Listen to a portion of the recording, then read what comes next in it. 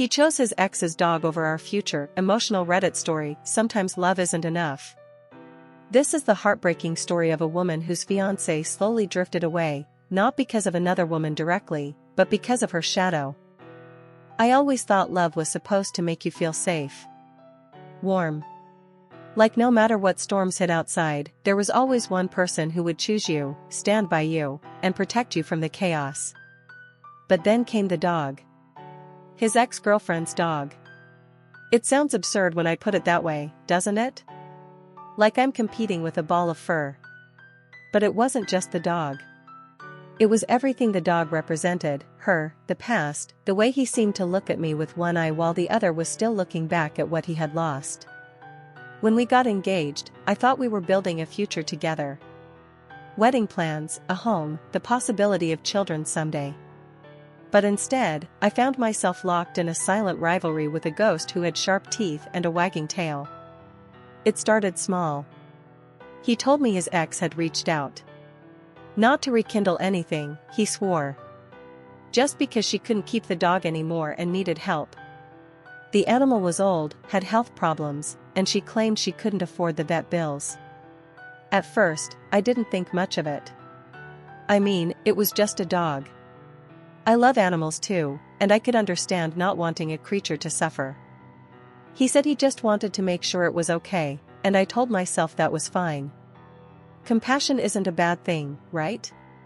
But compassion has limits. Compassion isn't supposed to bulldoze over your fiancé's feelings. When he brought the dog into our apartment, that's when the trouble started. The first night, the dog whined constantly. He couldn't sleep, so he stayed up with it. Fair enough. But then the second night came, and the third. Soon he was sleeping on the couch with the dog instead of in our bed. Just until he adjusts, he told me, scratching the animal's ears as though it were some fragile prince who needed a throne. I remember sitting in bed alone, staring at the empty space beside me, and realizing it wasn't just about the dog. It was about him choosing her, again and again, in small, quiet ways. The dog was just the excuse. I tried to voice my concerns gently at first. Don't you think it's a little strange? I asked one morning while he was spooning wet food into a bowl like he was feeding royalty.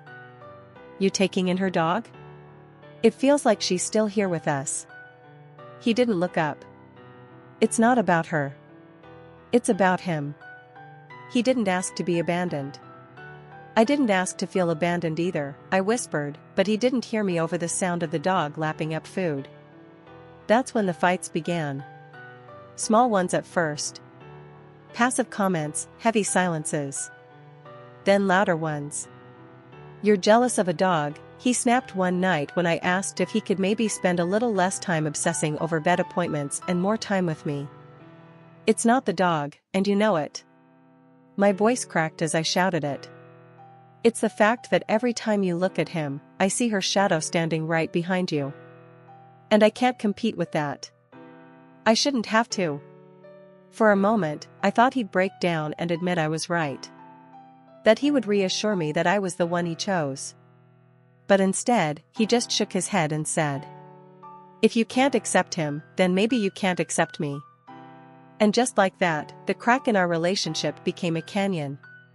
That was the night I realized something terrifying. I might actually lose my fiancé, not to another woman, but to the memory of one. The next few weeks were a blur of tension.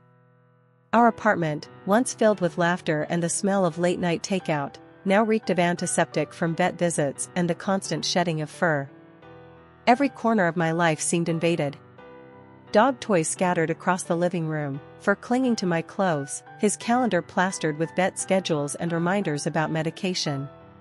But it wasn't the mess that tore me apart, it was the way he looked at the dog with tenderness I hadn't seen directed at me in months. One evening, I tried to talk to him again. He was sitting on the floor, the dog's head in his lap, stroking its fur like he was memorizing every hair. Do you ever think about us? I asked quietly, leaning against the doorway. He looked up, startled. What do you mean? Of course I do. Because it doesn't feel like it. It feels like you're living in two worlds, one with me, and one with her. And guess which one has the louder presence? His eyes hardened. It's not about her. Stop making it about her. I clenched my fists, nails digging into my palms.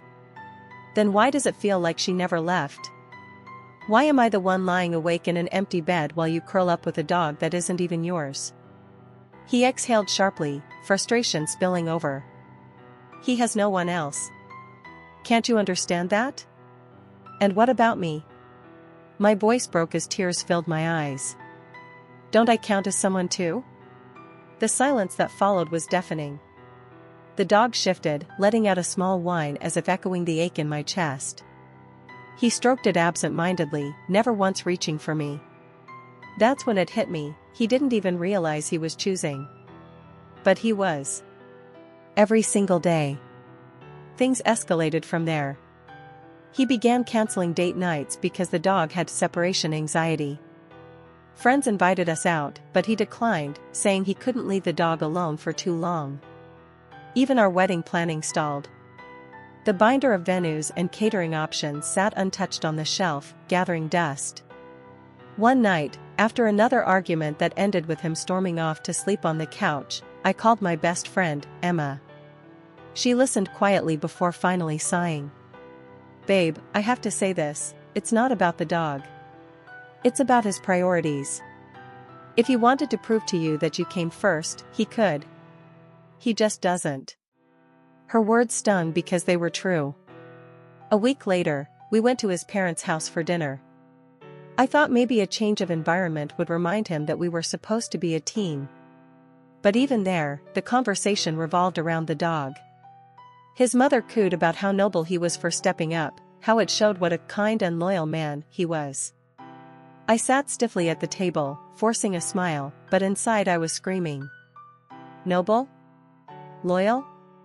He was loyal to a memory, not to me. When his father asked about the wedding, he shrugged. We'll figure it out. Right now, we've got bigger responsibilities. Bigger responsibilities. That was the moment my heart cracked. I wasn't even in the equation anymore. Later that night, as we drove home in silence, I couldn't hold it in anymore. Do you even want to marry me? I asked, my voice trembling. His hands tightened on the steering wheel. Of course I do. Then why does it feel like you're already married to the past? He didn't answer. The silence was louder than any confession. I started sleeping in the guest room after that. It wasn't planned, it just happened one night after another fight. And then it became the new normal. He didn't protest. Didn't fight for me. Just let me drift further away while he clung tighter to the dog. I found myself staring at my engagement ring more often, wondering if it meant anything at all. One afternoon, I came home early from work and found him lying on the couch, the dog's head on his chest. His phone was in his hand, screen glowing with a message thread. I shouldn't have looked. I know I shouldn't have. But I did. It was her. Thank you again for taking care of him. I knew you'd be the only one who understood. He always loved you. My stomach twisted. I scrolled up, weeks of messages, her thanking him updating her on the dog's health. It wasn't romantic, not exactly. But it was intimate. Too intimate. It wasn't just the dog. It was the bond they still shared through him. When he saw me standing there, phone in my hand, his face went pale. What are you doing? He asked sharply. What am I doing? My voice shook with fury. What are you doing? You've been playing house with your ex's memory while I've been sitting here like a fool waiting for you to choose me. He reached for me, but I stepped back. It's not what you think. It's exactly what I think, I snapped. Every time you looked at that dog, you weren't just seeing him. You were seeing her. And you never let her go. That night, I took off my ring and placed it on the counter. He stared at it, his face crumpling, but he didn't stop me. He didn't chase me as I packed a bag. And that was the answer I'd been searching for all along. When I left that night, I half expected him to come after me. To call. To beg me to come back. To prove that I was wrong about him, that deep down, I was still the one he chose. But the call never came. The silence was its own answer. I stayed at Emma's for a few days. She poured me glasses of wine, listened to me rage, cry, and then fall silent as exhaustion swallowed me whole. You know, she said one night, sometimes the hardest truth is realizing love isn't enough. You can love someone with everything you have, but if they're not willing to meet you halfway, you're just bleeding alone. Her words echoed in my chest like a church bell. I wanted so badly to argue, to defend him, to say that he was just confused or overwhelmed. But every memory that surfaced, the ignored wedding plans, the nights alone, the secret messages, proved her right. After a week, he finally texted. "Hope you're okay. The dog's not doing well. He keeps asking for you." I stared at the message in disbelief. Not a single word about missing me. Not 1 ounce of regret. Just the dog. I threw my phone across the room, and Emma caught it before it hit the wall. "You deserve so much more than this," she said firmly. "And deep down, you know it." A few days later, I went back to the apartment, not for him, but for closure. The moment I stepped inside, the smell of dog food hit me. He was sitting on the floor again, stroking the animal like a grieving widower. When he saw me, his eyes lit up with something that looked like hope. But I shook my head. Don't say anything." I walked into the bedroom, gathered the rest of my belongings, and zipped up my suitcase. He followed me, desperation creeping into his voice. "Please. Can we talk?"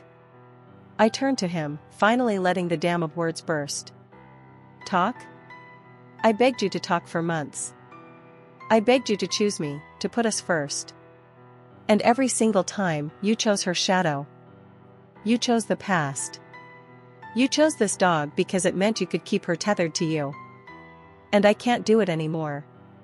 His eyes filled with tears. "I didn't mean to hurt you." "But you did," I whispered.